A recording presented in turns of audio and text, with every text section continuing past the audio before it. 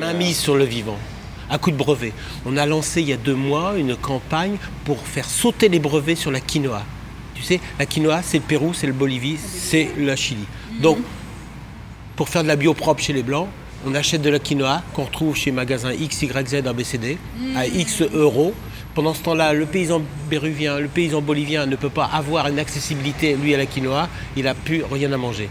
Donc on va piquer des milliers d'hectares de cultures vivrières pour les paysans de ces pays-là en faisant la quinoa pour faire de la bio propre chez les Blancs.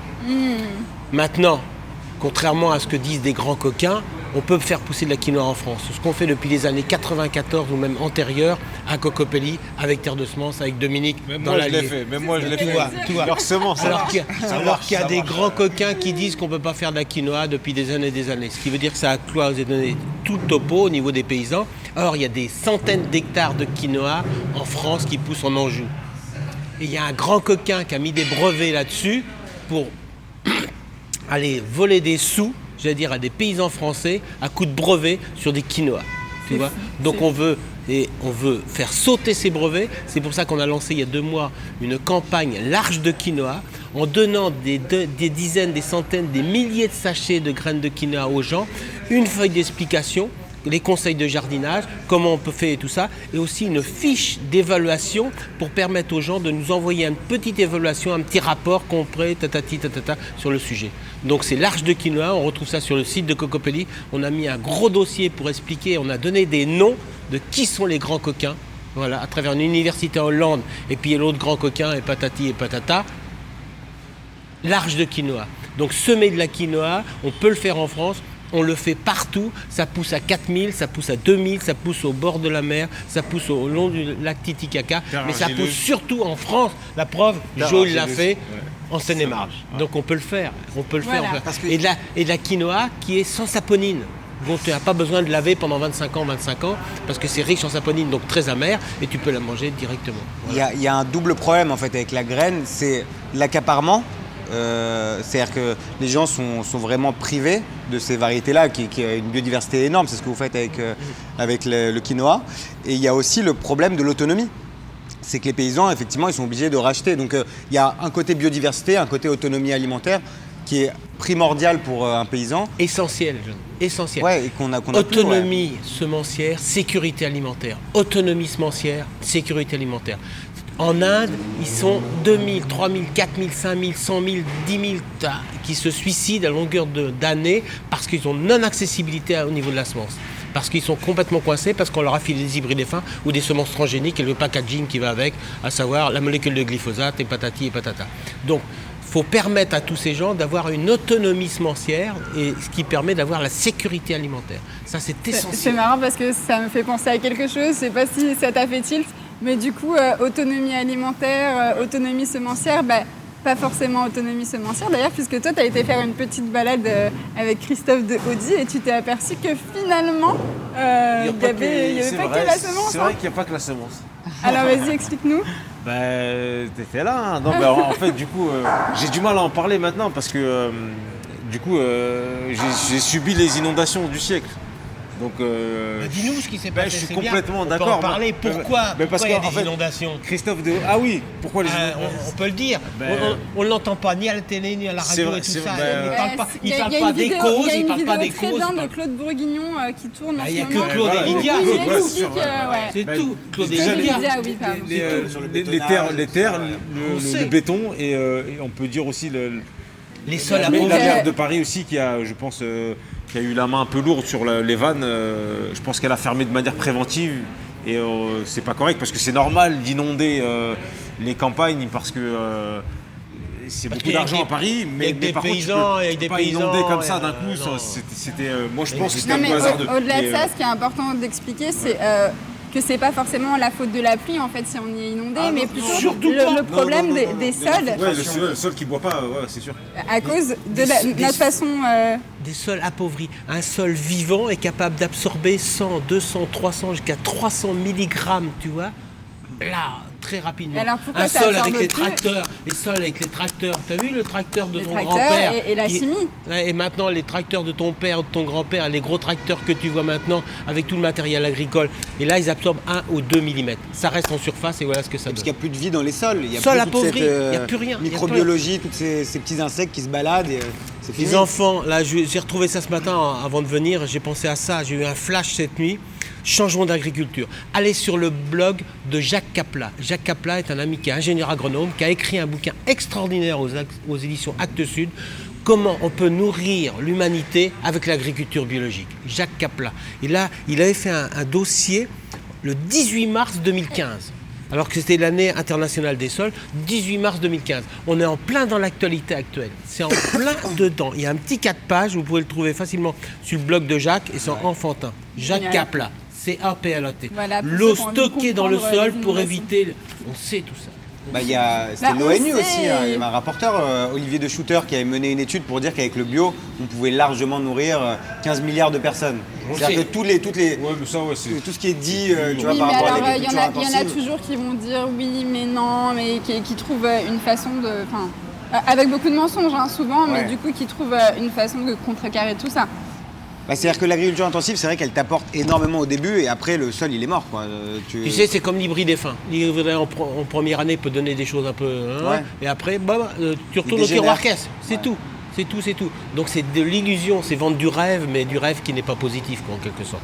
Donc l'Institut Rodel, avec qui Dominique a beaucoup bossé aux États-Unis, on voit bien, il a donné des conclusions, c'est clair et net. On est en plein dedans. C'est tout à fait ça, quoi. De toute façon, le constat il est simple, on est en train de tuer les sols. Donc si on est en train de tuer ce qui nous nourrit. Je veux dire, il n'y a pas besoin d'être Einstein pour comprendre qu'on est en train de faire n'importe quoi. On est en train de les tuer ou ils sont morts? Non, mais Moi, je pense qu'ils sont morts. goudronnés aussi, parce qu'un sol mort, c'est déjà encore mieux qu'un sol bétonné. Et je vois, par exemple, en Seine-et-Marne, où je connais un petit peu, des zones agricoles, donc c'est des zones, donc des déserts biologiques. Mais c'est encore mieux que ce qui vient, l'étape normale, c'est tu as une forêt, tu coupes, parce que c'est riche, tu cultives pendant 10 ans. Au bout de 10 ans, tu as tué ton sol, qu'est-ce que tu fais? Tu mets une ZAC, donc zone anéantie par le capitalisme. Bravo, ouais. Tu mets une jupe Voilà, aussi. alors on met quoi? Zone urbaine non prioritaire. Voilà, c'est ça. Et puis là, Après, donc, tu mets une ZAD. et après, tu mets un petit hôtel avec, comme tu sais, ils mettent 2 entrepôts, toujours pareil. Tu mets un Disneyland. Par exemple, Je sais pas, à partir de quoi d'ailleurs, là où les agriculteurs ont vendu les terres de Disneyland, c'était des terres mais très très fertiles, incroyablement fertiles. Et on ne sait pas pourquoi ils ont vendu ça, si c'était pour l'argent, mais on ne peut pas vendre la terre de son arrière-grand-père aux Américains comme ça. Enfin, si, peut-être. Ah bah. J'ai dit une bêtise. Bienvenue sur le capitalisme. En tout cas, et l'étape suivante, en tout cas, c'est le goudron. Quoi. Moi, c'est ça qui me. D'ailleurs, c'est Ouais. pour ça que mon assaut s'appelle les brises bitumes. Il faut casser ça, je pense. Tu Bah, penses l'histoire, à- c'est que toutes les rivières, elles sont bétonnées aussi. Elles-mêmes n'absorbent plus rien. C'est-à-dire que nous, on croit que le bétonnage, il est juste dans les villes, mais le lit des rivières, enfin, ce qui tient... Ouais, c'est là, enfin, dans les grosses villes, ouais. Ouais, la Seine, elle est complètement bétonnée, tout à part la Loire, je crois. C'est Bourguignon qui disait ça. On s'est battu Elles sont pendant des toutes- années pour toutes éviter les bétonnées. barrages, over, des trucs comme ça. Alors, Mais c'est- on m'a rappelé un souvenir. Au mois d'octobre l'année dernière, on était, comme d'habitude, au Festival international du livre à Mouansartou. Mouansartou, c'est une petite commune extraordinaire qui est complètement écolo et qui est juste au nord de Cannes. Et c'est là où il y a eu la catastrophe. Vous savez, catastrophe où il y a eu 25 morts pratiquement avec les maisons de retraite et tout ça. Ça a dévalé de là-haut. C'est complètement bétonné. Donc les gens qui ont été coincés dans des garages qui ne pouvaient plus sortir, c'était des torrents de flotte qui dévalaient. C'est super facile. Et c'est comme les cultures. Les cultures, au lieu de les mettre en parallèle, par exemple au niveau des vignes, dans des pentes et tout ça, il faut les mettre complètement comme dans l'autre sens, Puis perpendiculaire. des arbres, quoi. À un moment Tout, donné, tout. l'arbre, Il n'y a plus de haies, il n'y a plus de talus, il n'y a pas on sait tout ça, on sait tout ça. Forêt aussi, la Donc forêt, c'est ça ça. tire là. Et sans parler des camarades municipaux qui donnent des permis faciles dans des zones complètement inondables. Allez, un petit exemple, quand je suis venu pour vous rencontrer, je suis passé par Orléans. Orléans ne pouvait pas passer, il y avait de la flotte partout. Où tu traverses avec à la mode Beuvron, nous en fuselier. À la sortie d'Orléans, tu as un petit village qui s'appelle Sercotte. En contrebas, il y a un lotissement, je te dis pas, il y a 50 baraques toutes neuves qui ne sont pas finies, de l'eau jusqu'au toit, terminé. Tu vois les plaques de polystyrène qui flottent en zone inondable. Monsieur le maire, merci, bravo. Non, mais moi, faut pas accuser les maires tout le temps, les maires aussi. Ouais, non, mais oui, Maintenant, c'est mais pour non, le mais père. c'est les maires. C'est quand même lui qui Non, mais- file le non, permis, mais quand même. le système, il est tellement. C'est un rouleau compresseur tellement Moi, puissant. que- allez, c'est pas les maires, c'est Non, c'est la eux communauté aussi, de non, communes. ouais. Ah, eux, je les aime pas. Eux, je les aime pas. En tout cas, ouais, c'était pour dire Christophe de Audi. Mais non. Eh ben, Ah oui. lui, c'était les plantes sauvages. Et Rodi Non, de Audi. Oh, de Christophe Audi. de Ah, Audi. Audi, parce qu'il y a un Et autre du coup, lui, c'était les plantes sauvages. Et il m'a fait me remettre en question parce qu'après coup, en ayant vu le massacre de mes cultures cette année après l'inondation, je me dis, bon, bah, de toute façon, j'ai pas le choix. Je suis à l'ortie cette année. Ortie, plantain, il y a pas mal de choses à manger. Ouais, c'est vrai que. On va faire des chaussons, des tartes, des Je soupes. préfère quand même les potimarrons de chez Cocopédie. Non, mais tu sais, il y a aussi un problème de santé dont on parle peu, c'est que c'est la diversité de nos assiettes. Parce qu'aujourd'hui, les gens, ils mangent en général une dizaine de légumes et 4 ou 5 carcasses d'animaux. Et alors qu'un orang-outan, par exemple, dans son milieu naturel, va chercher 500 plantes différentes pour s'alimenter, pour se soigner, pour utiliser toutes les propriétés justement de la biodiversité. Qu'on arrive, aujourd'hui, on supprime de nos assiettes, on est affaibli à cause de ça, je génial, en pense. fait, avec les plantes sauvages. Non, mais parce que voilà, excusez-moi. Ouais. Parce Voilà, qu'il voilà. cherchait des insectes tout à l'heure.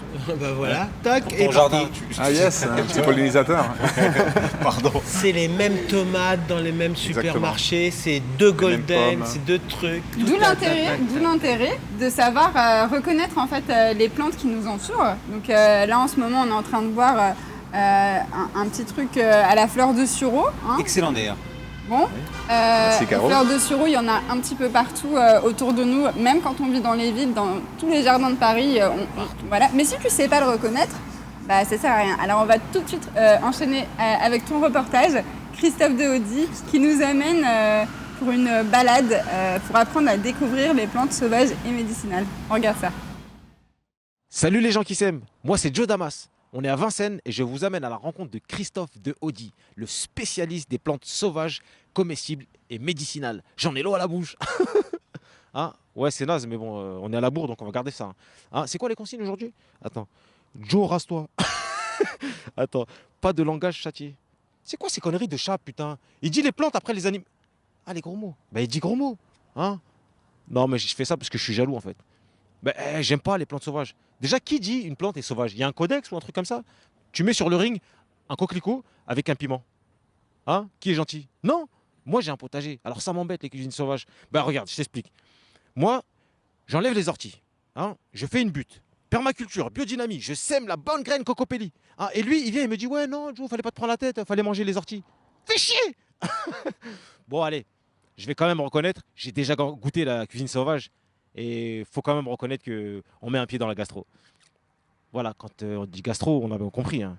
C'est pas la gastronomie. Hein. Avec le pipi de renard, là. Mais attends.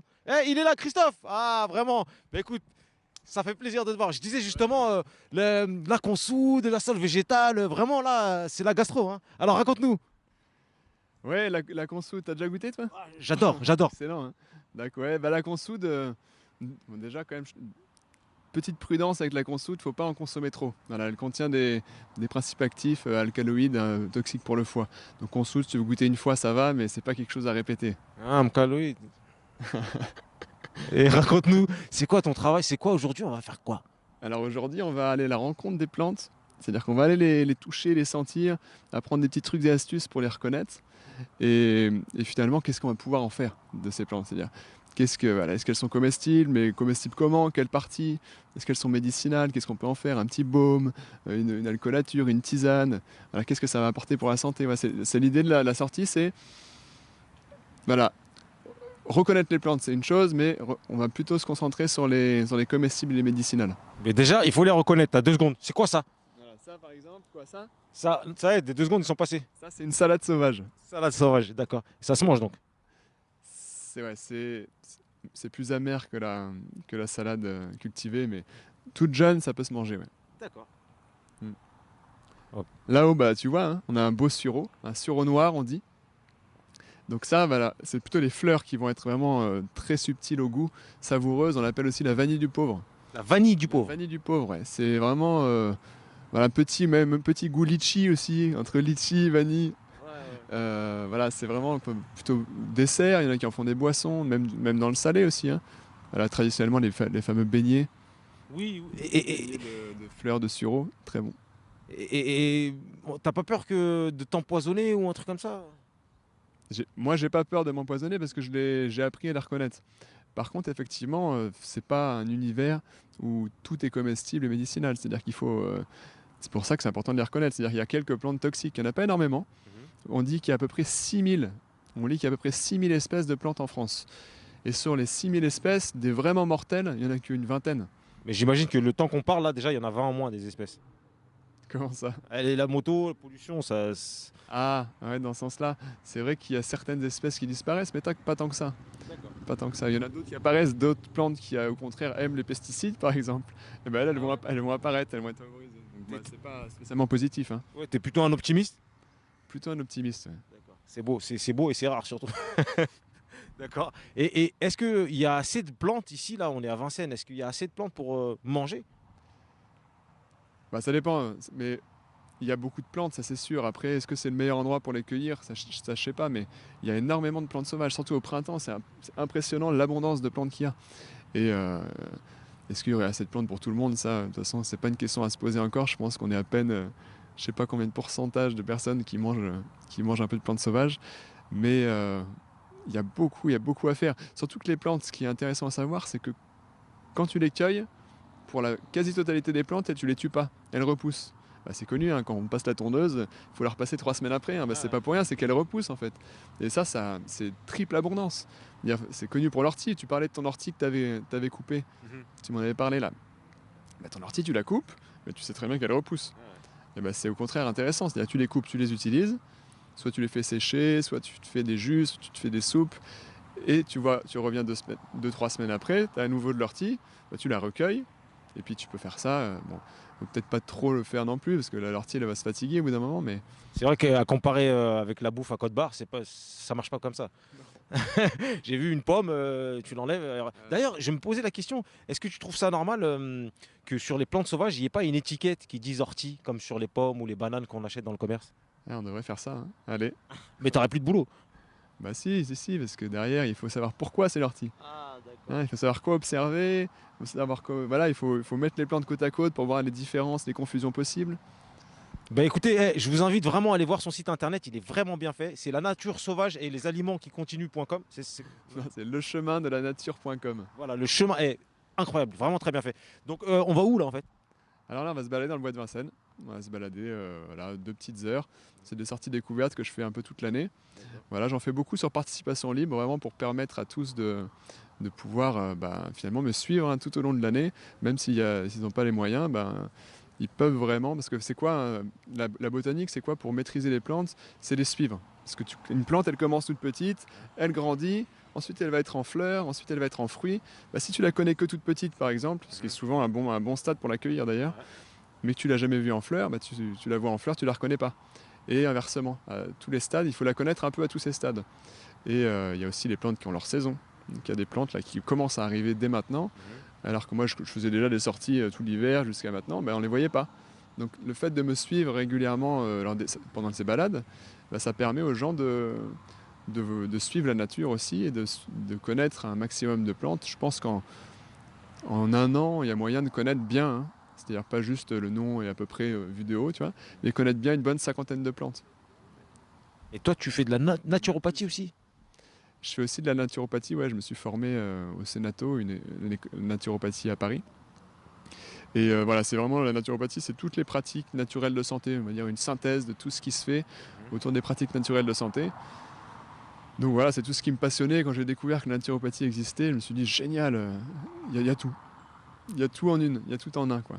Et je me suis lancé là-dedans. Et après, bien sûr, j'ai approfondi ce qui m'intéressait plus, c'est-à-dire les plantes, l'alimentation, les plantes sauvages comestibles, et ensuite l'herboristerie. Donc je me suis formé là-dedans. Et maintenant, voilà, ce qui me tient à cœur, c'est de transmettre vraiment une certaine autonomie qui est de l'autonomie grâce aux plantes. C'est-à-dire une autonomie, c'est-à-dire au niveau alimentaire, mais aussi au niveau médicinal, au niveau cosmétique, et de voir qu'avec ces kilos et ces hectares de plantes sauvages, eh ben, on peut en faire des bons petits plats, on peut en faire des cosmétiques, des crèmes, des savons, on peut en faire des remèdes, donc des tisanes, des mélanges de plantes, on peut en faire des alcoolatures, toutes ces choses qu'on achète à petits flacons comme ça à 15 € dans les commerces. On peut faire 1 litre qui nous aura revenu à 10 €, quoi.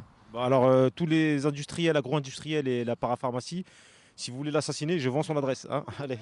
Bon, on y va. C'est où? C'est par où? Je suis pressé maintenant. On y va? Allez, on y va. Salut. Je reste derrière. Non, j'interviens pas. Je connais trop les plantes sauvages. Je vais l'humilier. Ça fait partie des plantes qu'on trouve sur les plats des grands chefs. Voilà, il y a quelques plantes, quelques espèces de plantes qu'on trouve un peu en déco sur les plats des grands chefs. Mais là, en plus de la déco, ça a vraiment un petit goût agréable de... À votre avis, on est dans la famille de... Graminées, trop facile. Yes. Donc là, il y a un petit goût de petits pois. On Graminées. est dans la famille des petits pois, qui s'appelle la famille des fabacées. Pourquoi fabacées? Parce que ça vient de la fève. Le nom scientifique de la fève, c'est faba. Ouais, mais sans lunettes. Et avant, la famille, elle s'appelait papillonacées. Parce que les fleurs leur rappelaient un peu un papillon. Il invente. Donc, on peut consommer les feuilles, je disais, les fruits aussi. Donc ça va faire plein de petites boules noires sur cette même inflorescence. Hein. En fait, les fleurs vont être fécondées et une fleur fécondée va donner un fruit. Voilà. C'est diurétique, sudorifique et expectorant. Une belle dose de principes actifs et de propriétés, plutôt les fruits. Et bah du coup... Et la plantain, il a voilà, pas parlé du de la coup- plantain. Du coup, moi je conseille, si vous avez un état grippal d'hiver, de faire fruits et fleurs. Ça, le mélange des deux, c'est complet. Elles sont vraiment rêches. Comme une barbe d'adolescent de 16 ans d'une semaine. Il a pas dit ça. C'est précis. Ouais. Mais allez-y, à toucher là. Moi, je touche pas. Vous allez voir, c'est non, rêche je de touche ces rêches.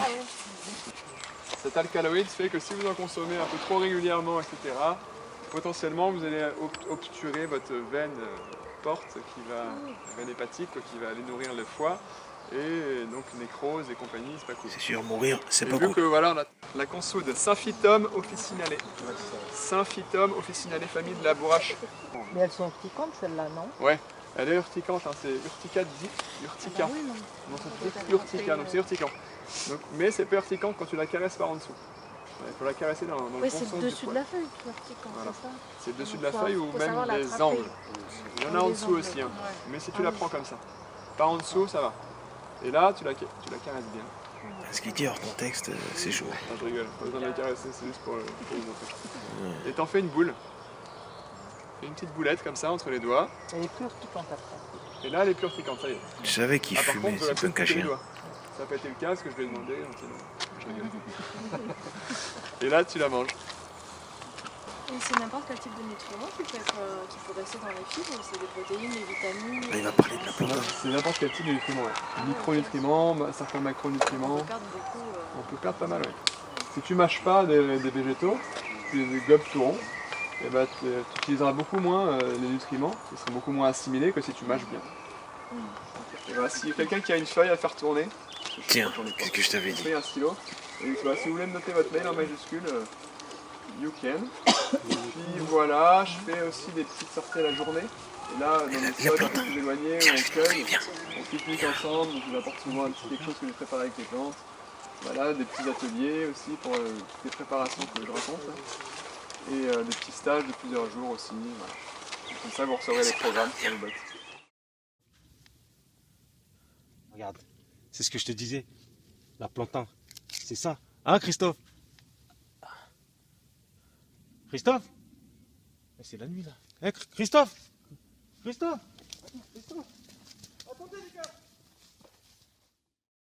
Génial, merci pour ce reportage. Bravo, super. Hein. Ah oui, il est bien, il est Christophe déchire. de Audi, hein. Franchement, très bien, merci Ouais, de déchire. faire sortir les Parisiens un peu dans les parcs et puis surtout de nous apprendre en fait à reconnaître ces plantes et à les utiliser. Alors comme on est des bons élèves chez les gens qui s'aiment, on a tout de suite mis en pratique. Alors on boit un petit jus de sureau, hein, de fleurs de sureau, parce qu'en ce moment, Gentiment préparé par Caro. voilà. Et puis il y a Manu qui nous a préparé une petite soupe fruits d'ortie. Donc je vous laisse. J'ai commencé à les déguster déjà. Et qui est super bonne, ouais. Mais ça sent l'avocat. Il y a un petit peu d'avocat dedans alors. Il y a de l'avocat. il y a La du fan de céleri. carotte, on sent un peu la fan de carotte. On sent un peu, on a du nez à Cocopelli, ça sent la fan de carotte, ça sent le céleri Il y a un branche. peu d'oignon. Et le céleri sent branche, c'est le légèrement l'oignon. Talputa, c'est pas n'importe quelle variété, je le reconnais. Ah ouais, c'est une bonne année, hein. Non, mais elle est très bonne. Moi, c'est la première fois que je goûte une soupe crue, j'ai jamais goûté. Gazpacho. Ouais, gazpacho, ouais, j'avoue. On retrouvera la recette de toute façon C'est bon. sur le Facebook. Hein. Des gens qui s'aiment. Bravo Manu. Merci Manu. Merci Manu. C'est très bon. Donc voilà, Il est né à Saint-Étienne. Voilà la preuve qu'on peut faire des loisirs aussi qui changent, qui nous apprennent des choses, qui nous apprennent l'autonomie, qui nous apprennent l'abondance qu'il y a dans la nature, parce qu'on a tendance à l'oublier que voilà, la nature c'est l'abondance, mais il faut juste savoir aller la chercher. Exactement. Bah là, on se nourrit gratuitement grâce à l'abondance de cette mère nature. Ce qui est extraordinaire, parce que là, naturellement, les orties qu'il a fait Manu, ça pique pas. Vous avez vu Christophe dans le reportage? C'est pas compliqué. Tu cueilles la tête d'ortie en haut et tu écrases entre tes doigts. Donc les petites capsules qui sont censées piquer, quand tu l'écrases, tu la roules entre tes doigts, tu peux la manger comme ça, crue. Tu peux manger les orties crues et ça pique pas du tout. Je vais peut-être attendre pour essayer ça. Parc Floral de Vincennes. Je te crois. Parc Floral de Vincennes. Ouais. Ils notent Et du pas vidéo. que de l'ortie, t'en trouves partout. Enfin, c'est vraiment pas quelque chose. C'est bon, hein. Ouais, comme quoi, c'est vrai que quand on se bouge, nature, on a que des belles surprises. Parce que je vois ces fleurs là, tu me dis qu'on peut les manger en plus. Ouais, le trèfle, Trèfle incarnat. carrément. Vas-y, Allez. lance-toi. C'est parti.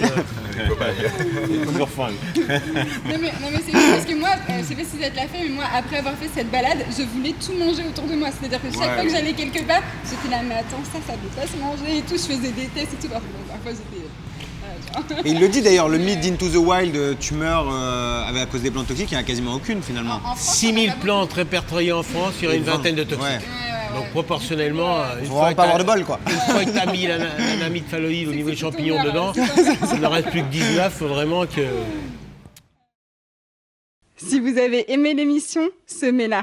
En la partageant avec vos amis, vous plantez à votre tour la graine du changement.